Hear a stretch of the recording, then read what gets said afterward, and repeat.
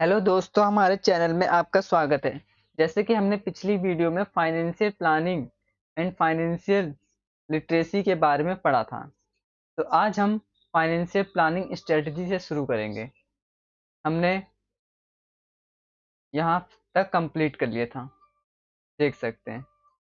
आज हम financial planning strategy शुरू करेंगे, तो चलिए शुरू करते हैं। शुरू करने से पहले हमारे चैनल को सब्सक्राइब, लाइक एंड शेयर ज़रूर से ज़रूर कीजिए और सब्सक्राइब करना तो बिल्कुल ना भूलें और बेल आइकन जरूर दबाइए।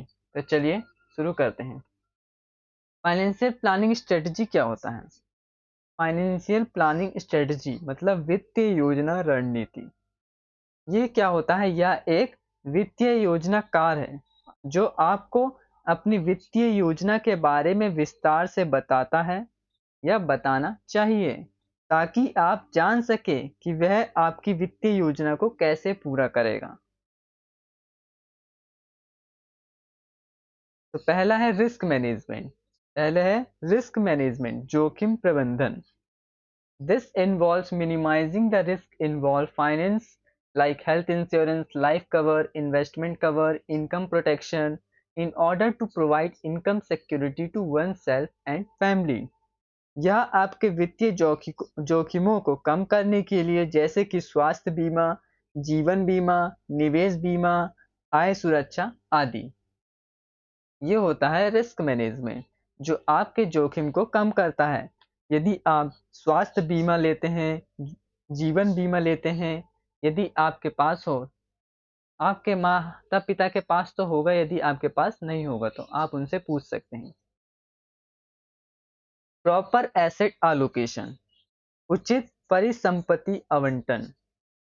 मतलब this involves investment in proper asset in order to achieve financial goal like debt, equity, mutual fund, bond, commercial papers.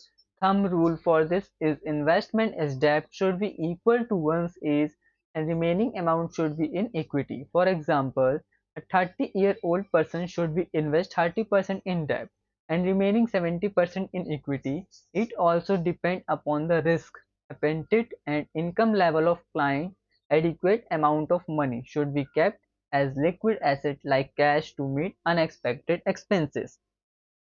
मतलब क्या बोला गया है कि यह आपके वित्तीय लक्ष्यों को प्राप्त करने के लिए उचित परिसंपत्तियों में निवेश करने के लिए, जैसे कि ऋण, इक्विटी, म्यूचुअल फंड, बॉन्ड आदि, यह एक सामान्य नियम है।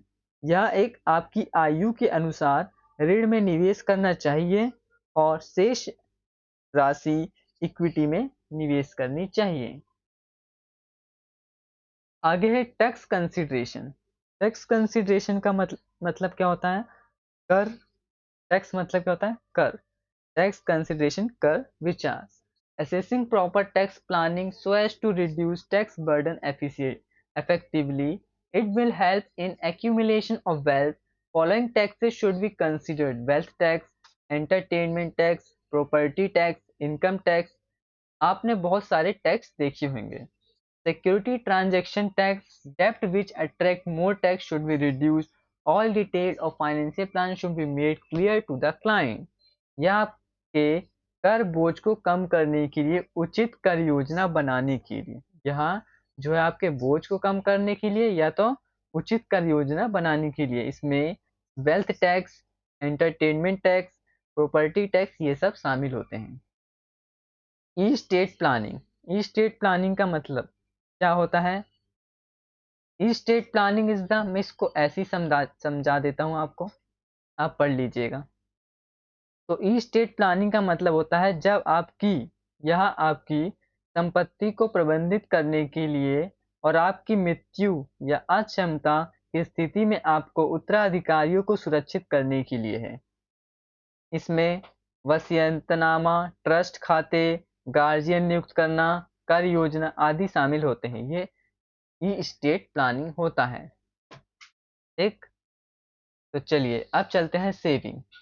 सेविंग तो आप सभी को पता होगा और आपको बहुत अच्छे से पता होगा, आप सेविंग करते भी होंगे। आपने यदि आपका बैंक खुला है और यदि आप कोई भी जो बच्चा है या कोई भी स्टूडेंट्स है, यदि वो कमा रहा है, ये यदि आप नहीं कमा रहे हैं तो आपके माता पिता जरूर कमा रहे होंगे, तो आपने देखा होगा उनको सेविंग करते हुए। तो सेविंग को हम पढ़ते हैं, चलिए। आपने छोटे छोटे बच्चों को भी देखा होगा कि वो अपने गुल्लक में सेविंग करते हैं, देखा होगा ना। हाँ, तो चलिए पढ़ते हैं। तो सेविंग क्या है, बचत क्या है? बचत क्या है, बताइए, बचत क्या होता है? चले हम भी बता देते हैं बचत क्या होता है। तो इसमें क्या लिखा है, इसमें हम बताते हैं आपको क्या लिखा है। इसमें मतलब सेविंग का मतलब बताया गया है कि बचत वह पैसा है जो किसी व्यक्ति के पास तब चलता है जब वह अपनी आय से अपना खर्च को घटाता है, मतलब अपनी आय का कुछ परसेंट वह सेव करता है।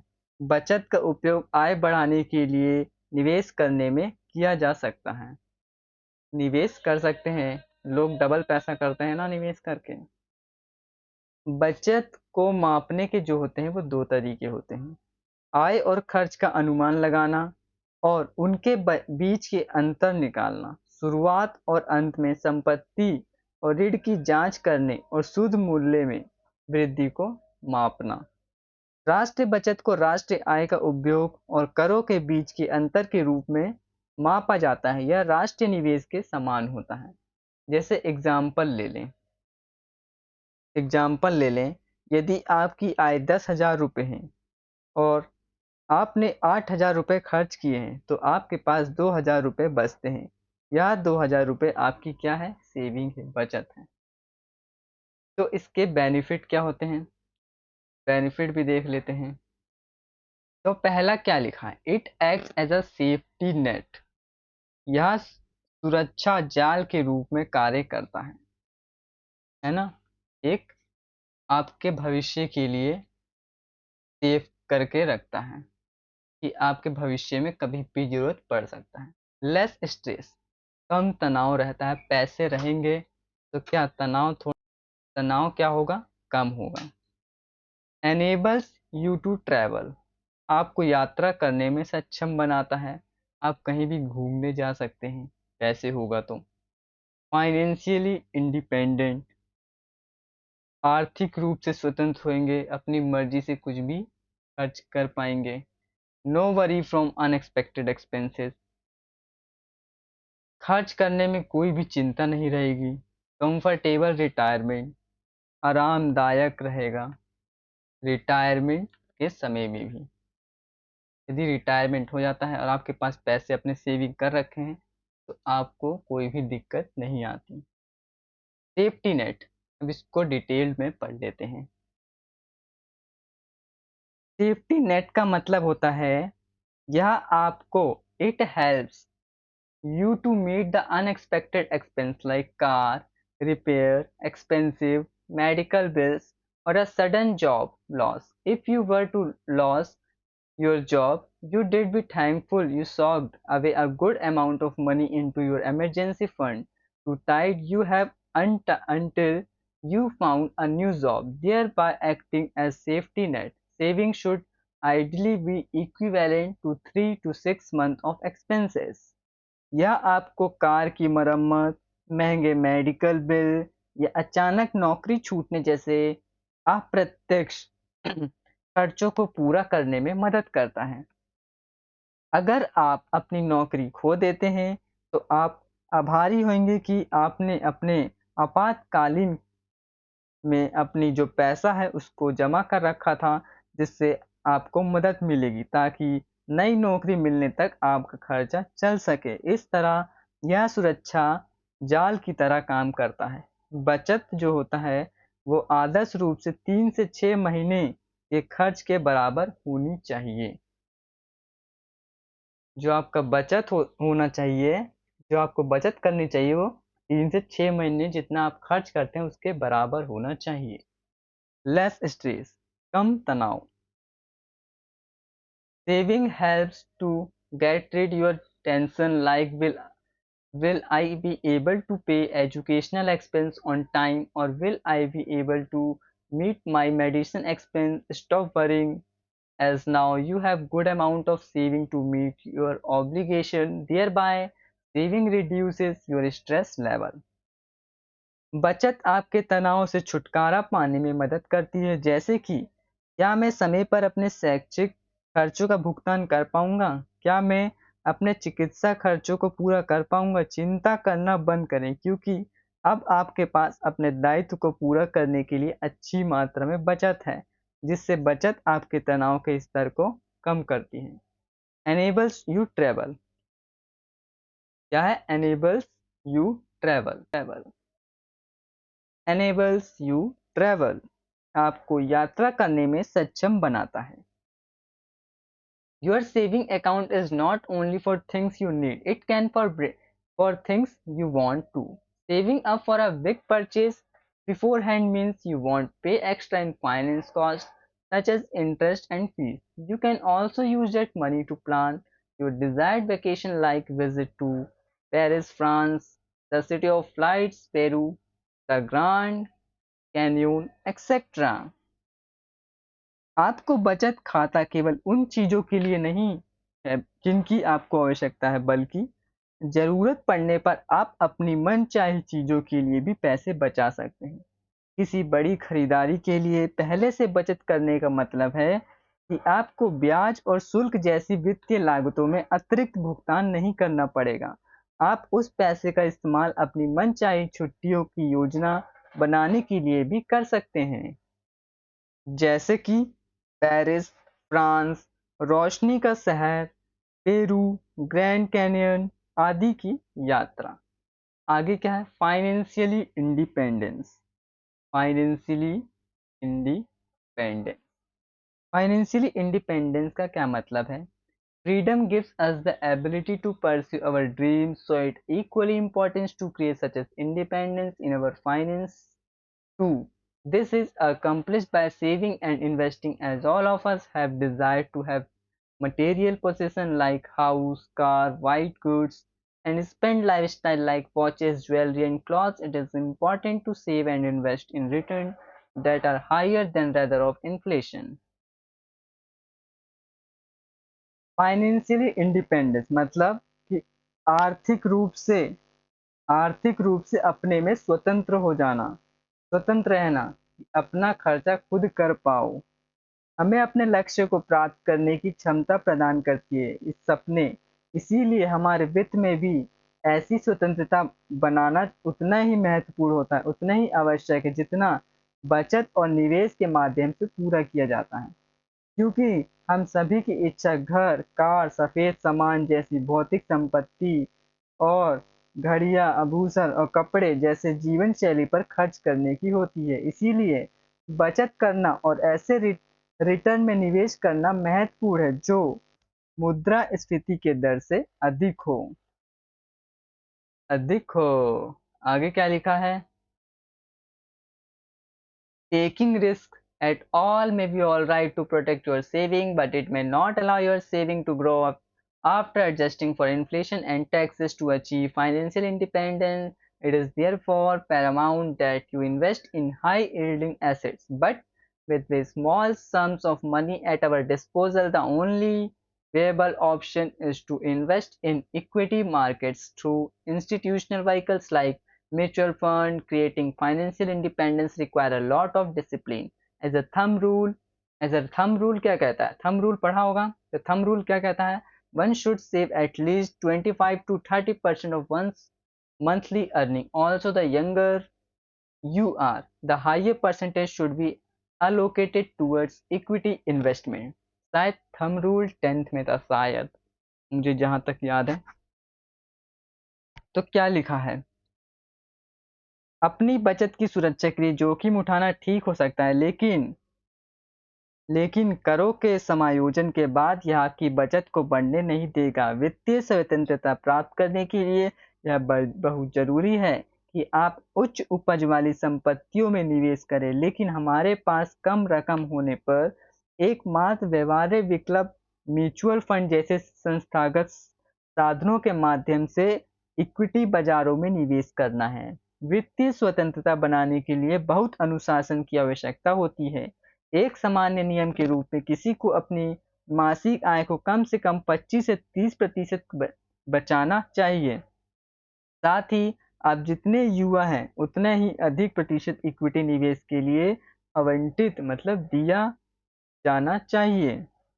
आगे क्या है, कंफर्टेबल रिक्वायरमेंट, आरामदायक, रिटायरमेंट के समय आरामदायक रहे, आपको मैंने ऊपर बताया था। इसका हिंदी होता है, रिटायरमेंट का मतलब होता है सेवानिवृत्ति। तो retirement is an important reality for everyone. When planning for retirement it's always better to start as early as. हर किसी के लिए एक महत्वपूर्ण वास्तविकता है। सेवानिवृत्ति की योजना बनाते समय हमें से जल्द शुरुआत करना बेहतर होता है। Possible for the best compounding and not to really heavily on one source of saving। सर्वोत्तम चक्रवर्ती रिटर्न के लिए संभव है और बचत के लिए एक स्रोत पर बहुत अधिक निर्भर नहीं होना चाहिए। Because there are always emergencies in old age। क्योंकि बुढ़ापे में हमेशा आपात स्थिति होती है। So having a sufficient crops to deal with all this is crucial। You can opt for unit linked insurance plan ULIP। ULIP का नाम सुना होगा। ULIP are designed in a way that offer you both protected and investment benefit till the age of 99 to 100 years। These are the plans which not only take care of providing your beneficiary with death benefit but also take care of your living needs during your retirement। You have the flexibility to enter into whole life ULIPs at any age between 18 and 100 years and can exit at any age। You can also choose still what as you want to save money or accumulate money। This could be till your retirement। क्या बोला गया है, इसीलिए इन सभी से निपटने के लिए पर्याप्त धन महत्वपूर्ण है। पर्याप्त धन महत्वपूर्ण है। इतना धन होना ही चाहिए कि आप निपट सकें। आप यूनिट लिंक्ड इंश्योरेंस प्लान का विकल्प भी चुन सकते हैं। यूलिप को इस तरह से डिज़ाइन किया गया है कि यह आपको 99 से 100 99 से 100 वर्ष की आयु तक सुरक्षा और निवेश लाभ दोनों प्रदान करता है। ये ऐसी योजना है जो न केवल आपके लाभार्थियों को मृत्यु लाभ प्रदान करने का ध्यान रखती है बल्कि आपकी सेवानिवृत्ति मतलब आपको ऊपर क्या बताया था, सेवन है रिटायरमेंट, आपके रिटायरमेंट के दौरान भी आपके जीवन यापन की जरूरतों का भी ध्यान रखती है।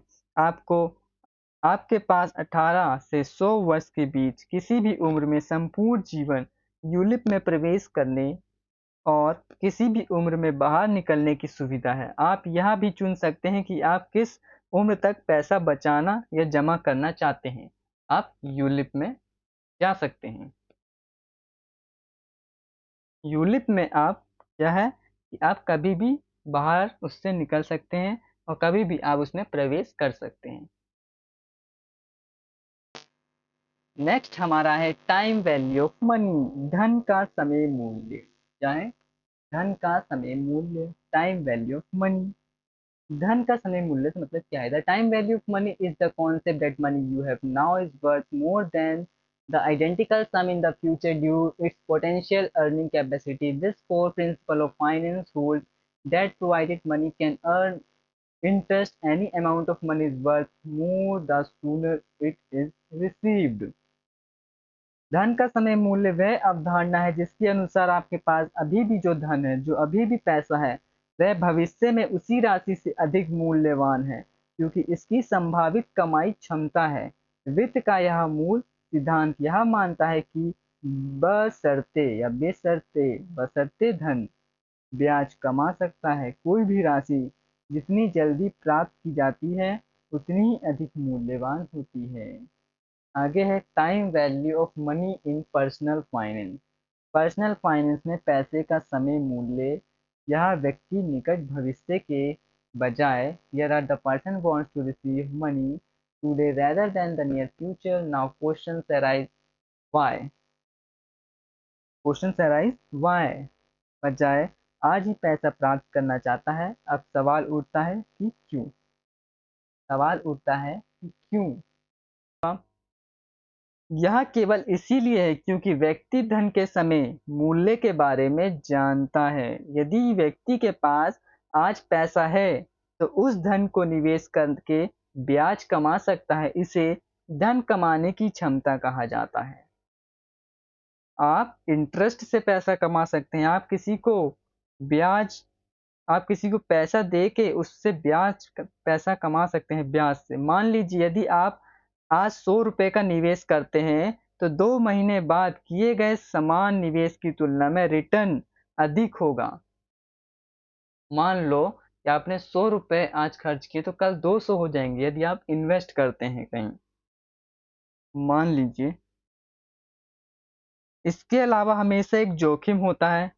एक इसमें जोखिम भी होता है। क्या वो होता है कि उधारकर्ता भविष्य में और भी अधिक देरी कर सकता है या भुगतान नहीं कर सकता। उदाहरण, यदि आपका कोई मित्र आपको आज 20,000 और 2 साल बाद 20,500 उधार देने की पेशकश करता है और आपके पास एक को चुनने का विकल्प है, फिर स्पष्ट रूप से दूसरा विकल्प यानी 20,500 फलित हो भी सकता है और नहीं भी, और पहले विकल्प के साथ आपके पास आज धन होगा।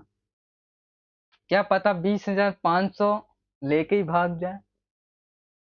आपको कौन सा ऑप्शन चुनना चाहिए, 20,000 या 20,500?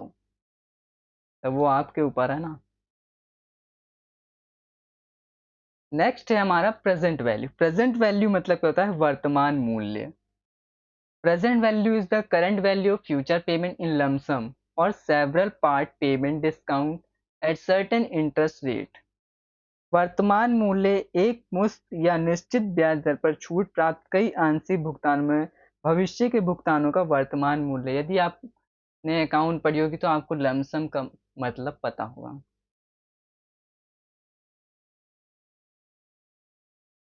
तो क्या लिखा है, वो one time investment to calculate the present value of one time in investment you will need to know the amount of investment, the interest rate and the number of year until the investment। the formula क्या है, present value when future value is given। भविष्य दिए जाने वर्तमान मूल्य की गणना करने का सूत्र क्या है, present value is equal to future value, every मतलब future value divided by 1 plus r की पावर n, जहाँ एफ भी क्या है, फ्यूचर वैल्यू, और आर क्या है, रेट ऑफ रिटर्न, एन क्या है, नंबर ऑफ पीरियड्स मतलब कितने सालों तक। फॉर एग्जाम्पल, उदाहरण के लिए मान लीजिए, let's say you are considering investment $10,000, dollar by dollar आ गया, in a bond that's mature in 5 years and has an interest rate 4%। Using the present value formula you can calculate that the investment present value is approximately $8 के आसपास कुछ मान लीजिए। This means that the invest is worth इतना today taking into account the time value of money and potential inflation। मान लीजिए कि आप 5 साल में परिपक्व होने वाले बॉन्ड में इतना निवेश करने पर विचार कर रहे हैं। कितना कितना ही मान लीजिए, जरूरी नहीं है, निवेश करने पर विचार कर रहे हैं, ठीक, इन्वेस्ट करने की सोच रहे हैं, और इसकी ब्याज दर है 4% है, ठीक, आप 5% मान लीजिए। वर्तमान मूल्य सूत्र का उपयोग करके आप गणना कर सकते हैं कि निवेश का वर्तमान मूल्य लगभग इतना हो सकता है।